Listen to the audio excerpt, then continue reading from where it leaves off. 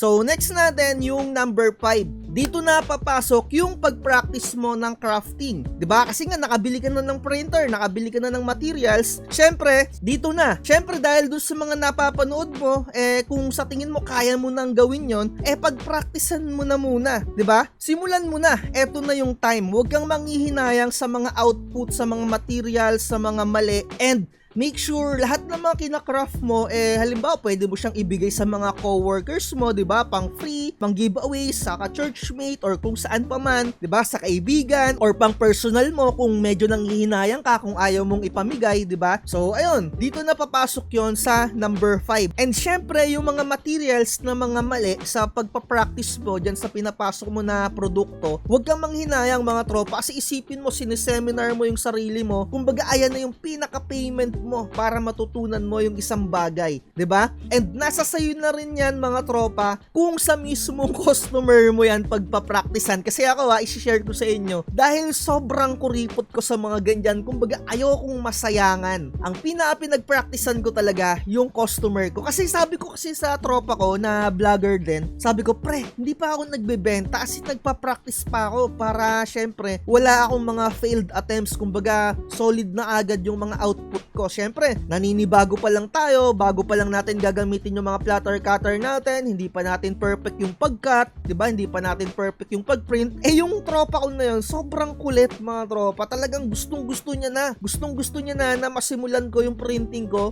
and napakalaking pasasalamat ko dahil sa kanya, pinag-practicean ko yung pinaka-sticker ko, and konti lang kahit papano yung mga failed attempts ko. Kumbaga, baliktaya lang, 'di ba? Yung may mga mali ako, although syempre, nagbayad yung tropa ko. Kumbaga, yung tinubo ko, ibinili ko lang ulit ng materyales, as in, wala akong tinubo doon sa mga unang isang buwan ko. Kaya napaka-importante, practicein mo talaga muna yung iyong ibebenta. Dapat almost perfect na yan kapag ibebenta mo na sa mga customer mo. Kasi dyan ka usually magkakaroon ng mga bad feedbacks, kagaya ng mga na-experience ko sa paggamit ng Kuwaf na photo top. So ayun na, tandaan nyo yung 1, 2, 3, 4, 5. Anyway, lalagay ko na lang siguro yung konting listahan dito sa screen natin, or kung hindi man, ulitin nyo na lang ulit yung video, 'di ba? Nasa sayo na yon kung pagpa-practicean mo yung customer mo, pero inuulit ko, magkakaroon ka talaga ng bad feedback dyan.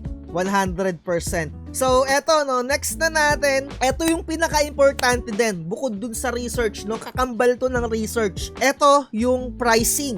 Dapat matutunan mo to kung papaano mag-pricing. Magkadikit yan sa research, no? Habang nagre-research ka, kailangan mo talaga tong matutunan. Hindi lang yung mga product na gagamitin mo, yung mga materials na gagamitin mo, 'di ba? Kailangan matuto ka rin mag-pricing. Hindi yung tanong-tanong ka sa iba, hindi mo pwedeng ipares yung presyuhan. Kasi unang-una, magkaiba kayo ng location, magkaiba kayo ng mga brand na ginagamit, magkakaiba kayo ng talent, magkakaiba kayo ng pagod, kung papaano mo iba-value yung pagka-craft mo or yung pagod na inilalabas mo sa ginagawa mo, magkakaiba kayo dyan. So, papaano ba talaga mag-pricing mga tropa? May mga vlogs na ako dyan kung papaano mag-pricing. Pero eto to make the story short, itotal mo lang yung mga materials na nagamit mo, at least times 3 nun yung pagbebenta mo, or times 10 yung pinakamaganda, 'di ba? Pero syempre kung wala ka namang BIR or hindi ka rehistrado, or kung hobbies ka lang, 'di ba? Huwag ka namang sobrang mahal, 'di ba? Huwag ka magpapauto dun sa mga napapanood mo na sky is the limit daw. Kung sino man yung Poncio Pilato na hinayupak na nagsabi nun na sky is the limit daw yung presyo.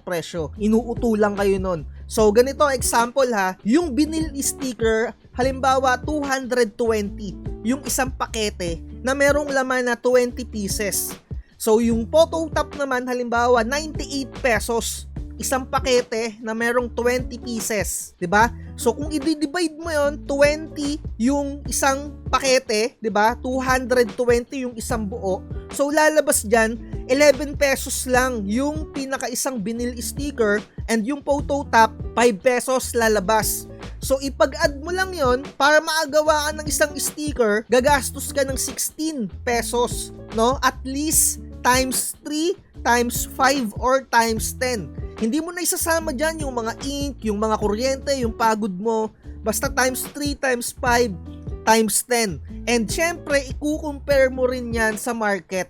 Hindi yung tipong ikaw magpepresyoan ng sobrang mahal, yung katabi mo pala sobrang saktuhan lang yung presyuhan niyan. Yan na papasok yung mga price war. Kailangan aakma ka din dun sa pinaka mismong location mo. Halimbawa sa location mo, ang pinaka presyo 100 lang isang vinyl sticker. So ikaw pwede kang pumresyo na mas mababa doon, or pwede mo rin siyang presyohan ng parehas ng presyo niya. So kagaya dito sa akin, meron ako ditong kalaban parang around 80 to 100 yung presyuhan niya ng vinyl sticker. And syempre wala naman akong BIR dito sa printing natin, as hobbies lang talaga tayo. And ayun na nga, binebenta ko yung aking vinyl sticker ng 80 pesos isang A4. And syempre kung isang peraso lang yung bibilihin sa inyo ni customer, 100 yung benta ko doon. Pero kung merong minimum kasi ko 10, minsan ginagawa ko pa ngang 75. So 75 minimum order na 10,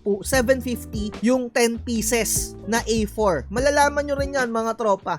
Dapat laging may minimum. At kung solo lang yung i-order sa'yo, iba dapat yung pricing nun. Again, sa akin, sa pag-order sa akin ng sticker na vinyl, isang piraso, 100 pesos. At kung may minimum order naman ay 75 or 750 kasi minimum ko 10. So sana maunawaan ninyo yun mga tropa. Anyway, ilalagay ko sa description ng video na to kung paano mag-pricing ng mga ganyan. Panoorin nyo lang yon, as in shinare ko talaga doon. So move forward na tayo. So next na natin, syempre alam mo na magpresyo-presyo, ready ka nang magbenta kasi nakapag-practice ka na. Alam mo na rin yung presyuhan. So dito na tayo sa next. Excited ka na, nakapag-practice ka na, ready ka na magbenta, nag-research ka na, alam mo na yung presyuhan kung paano mo siya ibebenta or magkano mo siya ibebenta. Kailangan mo nang gumawa or mag-print ng mga materials for advertisement, di ba? So simpleng tarpaulin lang, minimum 2x3 or 3x6 na tarpaulin, di ba? Kailangan mo talaga niyan, as in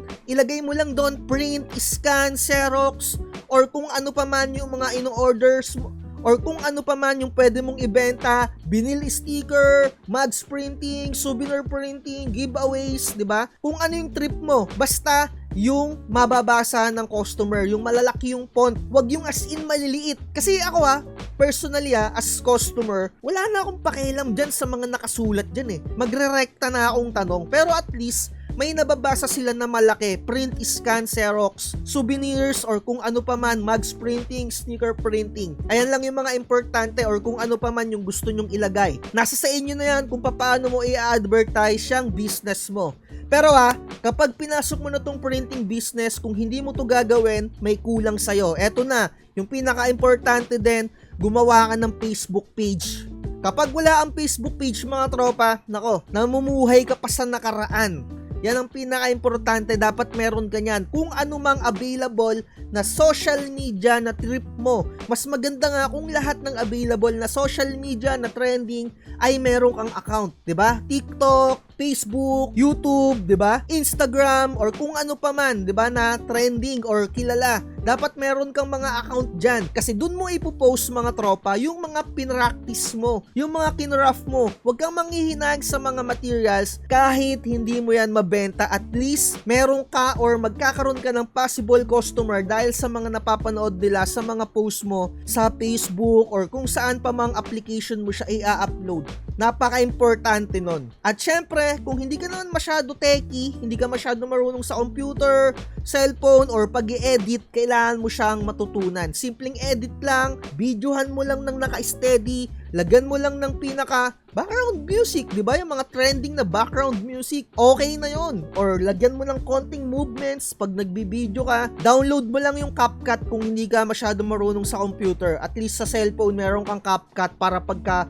video mo, lagyan mo na kaagad ng background music, upload mo na yon. Huwag mong hahabaan yung pinaka video mo. At least 10 to 30 seconds lang yung i-upload mo na video. Kasi ngayon sa era na to, kapag sobrang haba ng video mo, tamad manood yung mga tao. 100%. Mas mabilis mas maiintindihan nila as quick as possible, yun na yun. May mga inquiry ka nang makukuha niyan. Kung hindi mo pa ginagawa yon, may kulang dyan sa printing mo. Yun na mga tropa. And syempre, kagaya nga ng nabanggit ko, hindi naman lahat marunong mag-edit, hindi naman lahat marunong gumawa ng design. Pwede ka mag-avail ng mga templates kung kani-kanino. Kagaya sa akin, meron akong binibenta na one-time payment. Sobrang daming nagpapasalamat sa akin sa mga nag-avail ng template na yon. Mga tropa ha, eto inaamin ko sa inyo, yung mga template ko doon, talagang tulungan lang tayo. Yung pinaka-template ko doon, ginagamit ko yon mga tropa, at isineshare ko lang sa inyo yung access para syempre ma-maintain ko rin yung pinaka-cloud server ko. Yung mga binabayad ninyo doon, pinambabayad ko lang din yan sa Google, no? So kung ayaw nyo mag-avail nun, syempre, maghanap na lang kayo ng mga iba nyong pag-a-availan kung syempre sa mga template.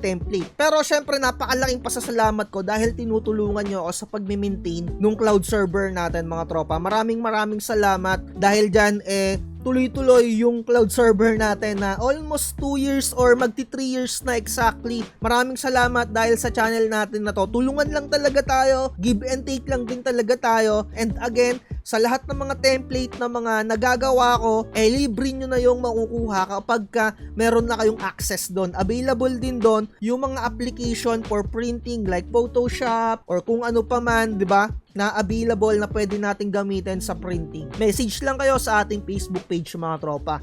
Anyway, continue natin yung pag-i-start or kung paano magsimula.